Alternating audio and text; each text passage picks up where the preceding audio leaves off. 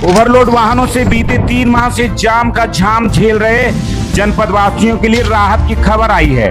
हाथीनाला से अनपरा के बीच आए दिन लगने वाले जाम को देखते हुए जिला प्रशासन द्वारा इसके समाधान का प्रयास किया गया है। जिलाधिकारी बीएन सिंह व पुलिस अधीक्षक अशोक कुमार मीणा द्वारा संयुक्त रूप से शनिवार को एनटीपीसी शक्तिनगर में विभिन्न परियोजना कंपनियों के अधिकारियों के साथ बैठक की गई।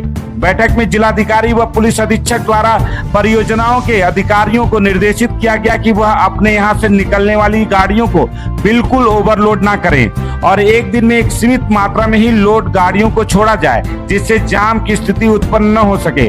सभी परियोजनाएं अपने परिसर के अंदर अपनी गाड़ियों को खड़ा करने का समुचित प्रबंध करें और 60 वर्ष से अधिक की गाड़ियों को परिवहन के कार्य में न लगाएं, जिससे कि दुर्घटना की संभावना कम हो सके।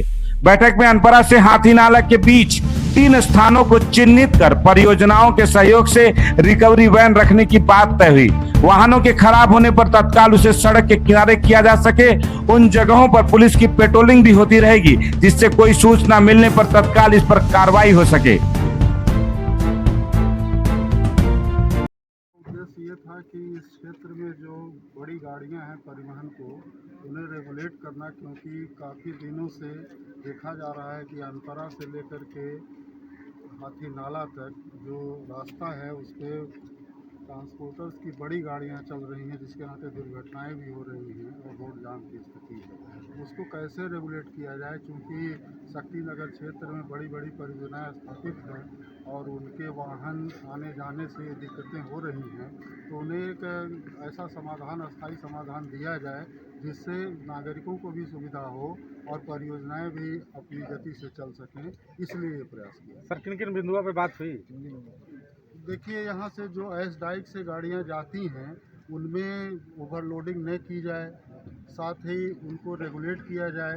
एक दिन में एक सीमित मात्रा में ही गाड़ियाँ छोड़ी जाएं, गाड़ियाँ सड़क पे खड़ी न हों।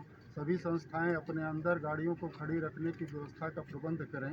इन सब चीज़ों पर डिस्कशन हुआ है। तो सर ये जो तिरपाल जो ढक के ये जो राख परिवहन हो रहा है, तो सर इसका कोई मैकेनिकल लूजर, कोई कंटेनर से भी जाने का कुछ आप लोग दोनों तरीके के हैं। एक कैप्सूल से करते हैं जिसमें जो सूखी राख होती है, राखड़, उसको ले जाते हैं, और जो जिसमें नमी होती है, पानी होता है, उसको ये तिरपाल से ढक के ले जाते हैं। ये किया गया है कि ये सुनिश्चित किया जाए कि 7 साल से पुरानी गाड़ियाँ इस कार्य में न लगाई जाए, जिससे उनके दुर्घटना होने की कम संभावनाएं हों। और जो तिरपाल से ढकी हुई गाड़ियां हैं उनको देख लिया जाए कि उनमें राख है, रास्ते में गिरे न और सुरक्षित ढंग से पहुँचे। सर, जो अनपरा से रेनकूट के बीच में अक्सर गाड़ियां पलट जाती हैं, उस सबसे बड़ा कारण बन रहा है जाम का। आज इसका पूरी प्रशासन चाहे एकदम सिरदर्द हो गया, प्रशासन के लिए, जनता के लिए, पब्लिक के लिए। आज हम लोगों ने हाथीनाला से लेकर के आली रोड तक निरीक्षण किया है। 3 स्थान ऐसे पाए गए हैं जहां पर इन संस्थाओं के सहयोग से रिकवरी वैन रखी जाएंगी, जिससे अगर कोई गाड़ी खराब हो जाती है तो उसको सड़क के किनारे लगाया जा सके।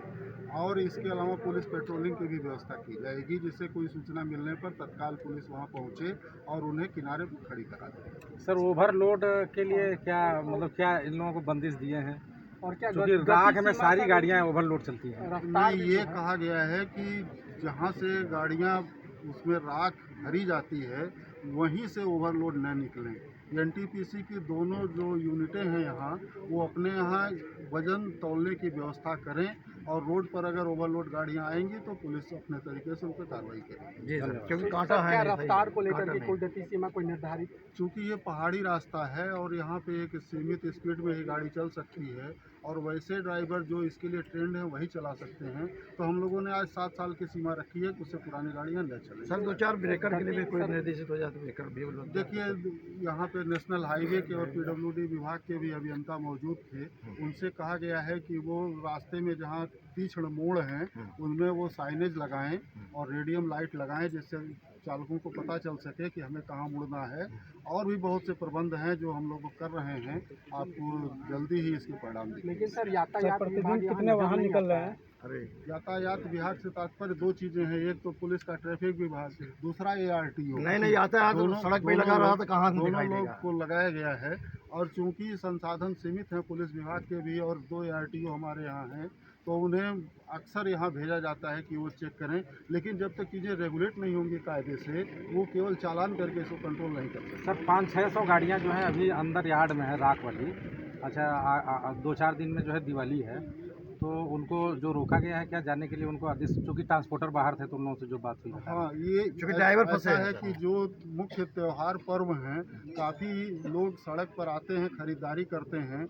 उस अवधि में ये नियंत्रित किया गया है कि उस अवधि में जो बड़े वाहन हैं सड़क पर नियंत्रित रूप से जाएं, उन्हें पहले कुछ शासन दे दिया गया है और इसके अलावा ऐसी कोई रोक नहीं है, रेगुलेट किया गया है बस। जी धन्यवाद सर वो ट्रैफिक का भी जो है ध्यान दे रहा है। इस हिसाब से कोई अगर आप लोग प्लानिंग करते तो इस तरह की गंभीर समस्या नहीं होती। देखिए ऐसा है कि आप जो बात कर रहे हैं वहाँ का जो रोड है वो थोड़े अलग हैं, हमारे यहाँ के रोड हैं वो थोड़े अलग हैं।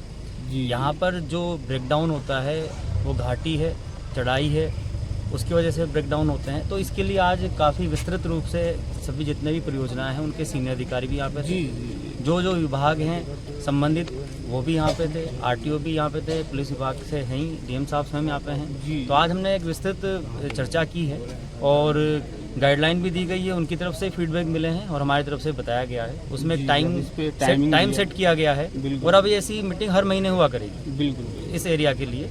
तो निश्चित रूप से जितनी चीज़ें अभी बताई गई है आपको, तो उसके अगले 15 से 20 दिन में आपको चेंज भी दिखेंगे, परिवर्तन भी दिखेंगे। और ये इसीलिए है कि आम जनमानस को कोई दिक्कत ना हो और जो जितने भी यहाँ पे इंडस्ट्रियल काम चल रहे हैं और परियोजनाओं के जो काम चल रहे हैं उसमें भी कहीं बाधा ना हो, तो एक बैलेंस बनाकर काम करने की ज़रूरत है। तो उसी तरीके से आज सारी बातें करते हुए बताया गया है। तो मुझे लगता है कि आने वाले टाइम में जो समस्याएं हैं उनका समाधान होगा और चीज़ें और बेहतर होगी।